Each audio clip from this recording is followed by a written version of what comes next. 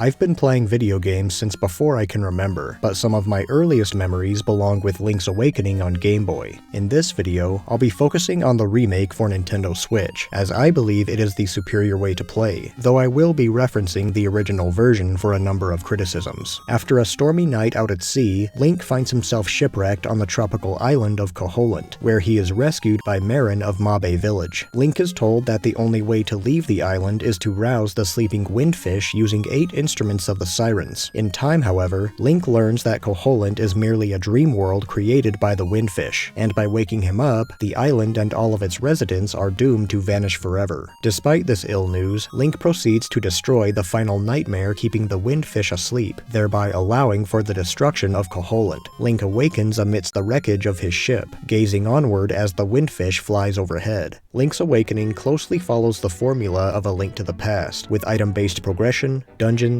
exploration, upgrades, etc. Since it began as a Game Boy title, the game's geometric blueprint is very noticeable, with close inspection revealing repeated assets and the entirety of Koholint being segmented into rigid squares and tile sets, giving it a less natural feel than A Link to the Past's Hyrule, especially in this 3D remake with detailed models replicating the primitive sprite work. Unnatural in a disparate way are the frequent cameos by outside Nintendo characters, from Mario enemies to Dr. Wright to Kirby, and somehow they fit remarkably well in context. The biggest difference lies in the dungeons. At long last, they focus more on puzzles and problem solving, testing critical thinking rather than reaction time or endurance. There are still plenty of combat challenges and more backtracking than I personally care for, but they generally strike a nice balance between action-oriented and methodical trials, bringing welcome bursts of intensity. Perhaps notoriously, puzzles require keen observation and understanding of each dungeon's layout and all the elements therein, with some solutions being somewhat abstruse if not outright cryptic, though it's nothing a little experimentation can't solve. Items are always used to finish their respective dungeons, eliminating the issue where players could accidentally miss them. More than any other Zelda I've played, Link's Awakening demands out-of-the-box thinking, encouraging players to take full advantage of its mechanics, resulting in difficult but highly satisfying gameplay. Outside of dungeons, Link's Awakening is also more linear, providing an appreciable guiding hand. The game has a fixed sequence of events triggered by progressing along its narrative structure, and Link will periodically receive generous instruction throughout the adventure, as well as optional hints in dungeons and phone booths. Best of all, instructions can be accessed freely afterward using the Memories tab on the map screen. Speaking of which, an improvement in the remake is the revamped map feature, detailing everything needed to navigate Koholint and its dungeons effectively. In addition to labeling areas of interest and the next story objective, maps have options to place pins marking specific locations, view collectibles, and rehear the aforementioned memories. Now more than ever, the challenge of exploration isn't about figuring out where to go, but rather how to get there, which is much more engaging and motivating. That being said, however, given the maze-like topography of Koholint Island and the obstacle-ridden overworld, it can be easy to waste time looking for the way forward. Sometimes the game will allow players to traverse lengthy areas before realizing that they do not possess the means to continue, abruptly halting their progress and forcing redundant backtracking later. And this also applies to some dungeons. Sure, it says where to go, but it doesn't always clarify the steps needed to get there, and sometimes those steps can feel unrelated to the task at hand, like the trading sequence, for example. The Pegasus boots and warp points from A Link to the Past do make a return, but unlike that game, both are awarded fairly late into the adventure, making travel drag in the first half. There honestly isn't much to accomplish until the appropriate items are earned, so it's best to stick to the main quest when possible. There's a long list of conveniences that elevates this remake as the better experience, like the enhanced control scheme and seamless overworld, though there are some problematic additions. There's this half-baked dungeon builder mode where players can rearrange in-game rooms to fit some criteria, which in my case basically amounts to seeing how quickly I can make easy levels in exchange for rewards, and that's clearly not the intent. For completionists, there's nearly double the amount of heart containers and seashells bloating the map with busywork, the locations of which don't always make sense. The main thing challenging the remake's legitimacy as the definitive version is the questionable presentation. The abstract pixel art of the Game Boy version contributes greatly to the dreamlike nature of Link's Awakening, and there's a simple charm to the beeps and boops composing the original score that cannot be fully replicated replicated with the remake's new direction. It also suffers from regular frame rate drops, made more distracting by the 60 FPS target. The soundtrack in particular is very hit or miss, with some tracks faithfully remixing the basic tunes of yesteryear, and others awkwardly integrating synthesized sounds or failing to recapture the original tone. There's certainly merit to developer Grezzo's delightful facelift, and it does offer a couple visual improvements, but I think people are completely justified in preferring the old sound and art direction considering how radically different they are. I ultimately find the original more consistent. Link's Awakening was heavily built around the limitations of the Game Boy, so it's difficult to translate that isometric design into 3D without altering the fabric of the game. Though imperfect, the remake kept these elements intact, even if it is strange to witness the remnants of that dated design, such as Link's limited movement and directional inputs. Because of this, I can't help but wonder if it would have been better to simply upgrade the original with strict gameplay tweaks, because that's all Link's Awakening really needed. For better and for worse, Link's Awakening is a game defined by the Game Boy hardware, and sadly this remake does lose some of that classic appeal. Not everything added was good or necessary in regards to presentation and optional content, but in the areas that matter most, the remake transforms Link's Awakening into its best iteration yet, rivaling even the finest 2D and 3D Zeldas. The few sore moments of nonsensical head-scratchers are juxtaposed with equally sweet and clever ones. This and A Link to the Past are remarkably similar in their strengths and weaknesses. In the end, however, the more puzzle-centric dungeons, the flawless map feature, and better direction is enough to rate Link's Awakening above its predecessor, at least the remake version. I've always loved the iconography of Link's vessel caught in a storm, Marin assisting Link on the beach, and the giant egg atop Mount Tamaranch. There's something extra special about this weird and tragic side story in Zelda's history, and it remains an exceptional entry despite the franchise's evolution and expansion. The Legend of Zelda deserves every minute of its illustrious 35-year success, and I'm grateful for the opportunity to celebrate via this retrospective. I'm always looking forward to the future of the series, but now it's time to look back and appreciate the past. Happy anniversary, Zelda. Long live the Queen.